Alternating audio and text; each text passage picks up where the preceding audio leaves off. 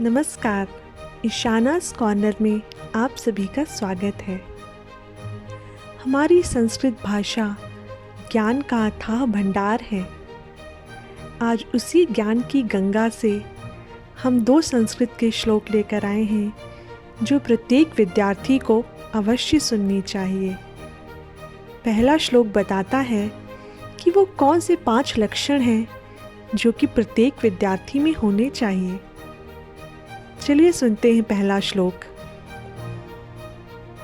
कागचेष्टा बको ध्यानम स्वान निद्रा तथैव च अल्पाहारी गृह त्यागी विद्यार्थी पंचलक्षणम।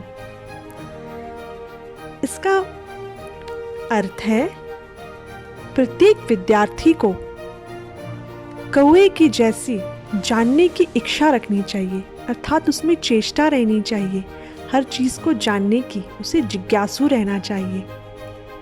बगुले की तरह ध्यान होना चाहिए।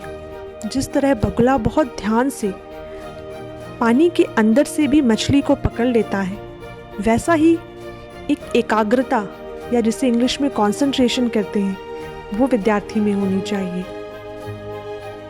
स्वान निद्रा अर्थात विद्यार्थी की जो नींद है वो कुत्ते की जैसी होनी चाहिए। जिस तरह आपने देखा है, जरा सा भी शोर होने से कुत्ता तुरंत उठ जाता है, उसे तुरंत एक आभास हो जाता है कि कोई आया है, कुछ छोटी सी आहट से भी। वैसा ही विद्यार्थी को भी होना चाहिए। साथ ही अल्पाहारी होना चाहिए। अल्पाहारी से मतलब उतना ही भोजन करना चाहिए जितनी की आवश्यकता हो, क्योंकि ज़्यादा खाने से मोटापा बढ़ सकता है और कई बीमारियां हो सकती हैं, जिससे कि आपकी पढ़ाई में बहुत सारी परेशानियां आ सकती हैं। और साथ ही गृह त्यागी इसलिए कहा गया है क्योंकि प्राचीन काल में जो विद्यार्थी होते थे वो गुरुकुल में गुरु के पास जाकर शिक्षा देते थे। इसीलिए विद्यार्थी को गृह त्यागी होना बहुत ज़रूरी है। और ये आज के समय में भी बिल्कुल सही है, क्योंकि एक समय के पश्चात कई बार ऐसा होता है कि विद्यार्थियों को अपना घर छोड़कर दूसरे शहर में उच्च शिक्षा के लिए जाना होता है। तो ये थे 5 लक्षण विद्यार्थियों के। चलिए अब सुनते हैं दूसरा श्लोक। दूसरा श्लोक बताता है वो कौन सी 8 बातें हैं जिससे विद्यार्थियों को दूर रहना चाहिए, वो विद्यार्थियों के लिए वर्जित है।